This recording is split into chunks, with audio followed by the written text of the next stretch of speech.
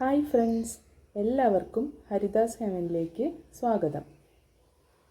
ഇന്ന് നമുക്ക് നല്ല ടേസ്റ്റി ആയിട്ട് എല്ലും കപ്പയും എങ്ങനെ ഉണ്ടാക്കുന്നതെന്ന് നോക്കാം.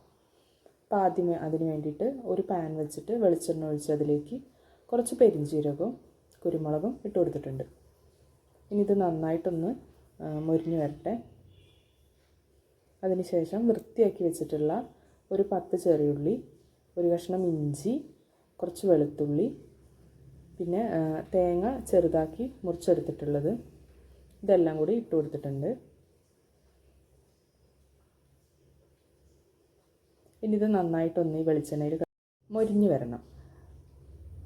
പിന്നെ ഒരു പച്ചമുളകും കൂടി ചേർത്ത് കൊടുത്തിട്ടുണ്ട്. നന്നായിട്ടൊന്ന് ഇളക്കി മിക്സ് ചെയ്തെടുക്കാം.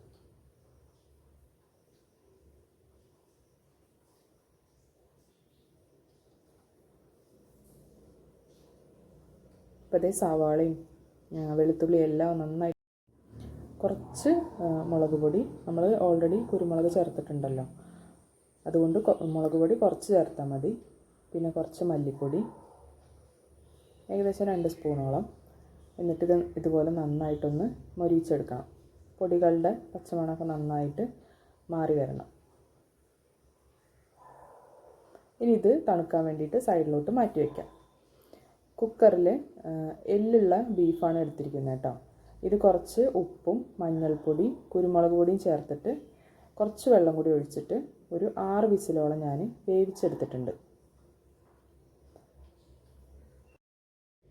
നല്ല നെയ്യുള്ള ബീഫാണ് കേട്ടോ. അപ്പോൾ ഒരു പ്രത്യേക ടേസ്റ്റ് ഉണ്ടാവും. ഇപ്പോൾ ബീഫിൽ തന്നെ കുറച്ച് വെള്ളമുണ്ട്, അതുകൊണ്ട് നമ്മളിനി എക്സ്ട്രാ വെള്ളം ഒഴിച്ച് കൊടുക്കണ്ട. ഇതിലേക്ക് വൃത്തിയാക്കിയിട്ടുള്ള കപ്പ ഇട്ട് കൊടുക്കുകയാണ്. ഒരിത്തിരി ഉപ്പും കുറച്ച് മഞ്ഞൾപ്പൊടി മാത്രമാണ് ഇട്ട് കൊടുക്കുന്നത്. ഓൾറെഡി നമ്മൾ ബീഫ് വേവിച്ചപ്പോൾ അതിൽ ഉപ്പിട്ടിട്ടുണ്ടായിരുന്നു. ഇനി വേണമെങ്കിൽ പിന്നെ നമുക്ക് അവസാനം ഇട്ട് കൊടുക്കാം. ഇപ്പോൾ കുറച്ച് മാത്രം, കപ്പയ്ക്ക് ആവശ്യമായിട്ടുള്ള മാത്രം ഉപ്പിട്ട് കൊടുത്തിട്ടുണ്ട്, കുറച്ച്.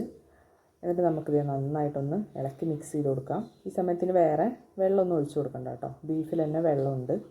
നന്നായിട്ടൊന്ന് മിക്സ് ചെയ്തെടുക്കാം.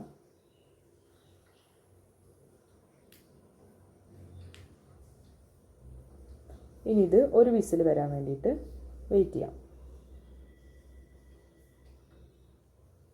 ഇപ്പോൾ ഇതേ വിസിലൊക്കെ വന്നു കഴിഞ്ഞു. കപ്പയൊക്കെ നന്നായിട്ട് വെന്ത് കിട്ടിയിട്ടുണ്ട്. നന്നായിട്ടൊന്ന് ഇളക്കി മിക്സ് ചെയ്തെടുക്കാം.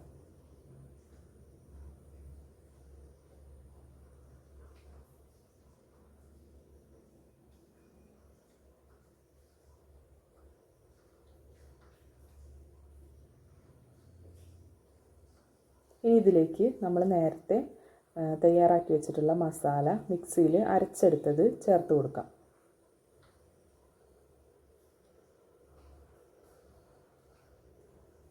ഇനി ജാറും കൂടി ഒന്ന് കഴുകിയതിന് ശേഷം അത്രയും വെള്ളം മാത്രം ഒന്ന് ചേർത്ത് കൊടുക്കാം. അപ്പോൾ ഇത് നന്നായി ഭയങ്കരമായിട്ട് തിക്കായിട്ടാണ് ഇരിക്കുന്നത്. ഇത്രയും തിക്നെസ് വേണ്ട, ഒരിത്തിരി ഒന്ന് ലൂസായിട്ട് വരണം. അപ്പോൾ ഇതിന് വേണ്ടിയിട്ട് കുറച്ച് വെള്ളം കൂടി ചേർത്ത് കൊടുക്കാം.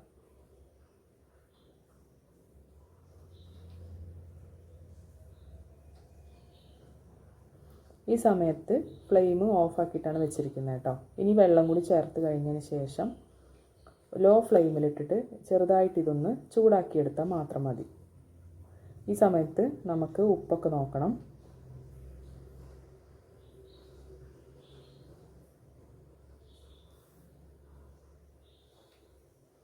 നന്നായി മിക്സ് ചെയ്തെടുത്തതിന് ശേഷം ലോ ഫ്ലെയിമിലിട്ടിരിക്കുകയാണ്. ഇതിലേക്ക് ഉപ്പ് നോക്കിയപ്പോൾ കുറച്ച് കുറവുണ്ടായിരുന്നു, അപ്പോൾ ഇത്തിരി ഉപ്പിട്ട് കൊടുക്കാം.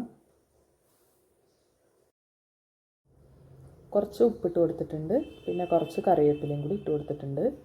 ഇനി നന്നായിട്ടൊന്ന് മിക്സ് ചെയ്തെടുക്കുക. എരിവൊക്കെ കറക്റ്റാണ് കേട്ടോ. ഈ സമയത്ത് നമുക്ക് എരിവ് കുറവാണ് തോന്നുകയാണെങ്കിൽ കുരുമുളക് പൊടി ഇട്ട് കൊടുക്കാവുന്നതാണ്. എരിവ് കറക്റ്റ് ആയതുകൊണ്ട് ഞാൻ ഇടുന്നില്ല. നന്നായി മിക്സ് ചെയ്തെടുത്ത് കഴിഞ്ഞാൽ നല്ല ടേസ്റ്റി ആയിട്ടുള്ള എല്ലും കപ്പയും റെഡി ആയിട്ടോ. ഒരു പ്രത്യേക ടേസ്റ്റ് തന്നെയാണ് കേട്ടോ. എല്ലുള്ള ബീഫാണ് എടുക്കുന്നതെങ്കിൽ അതിൻ്റെ ആ നെയ്യും കപ്പയൊക്കെ ചേരുമ്പോഴേ നല്ല ടേസ്റ്റിയാണ്.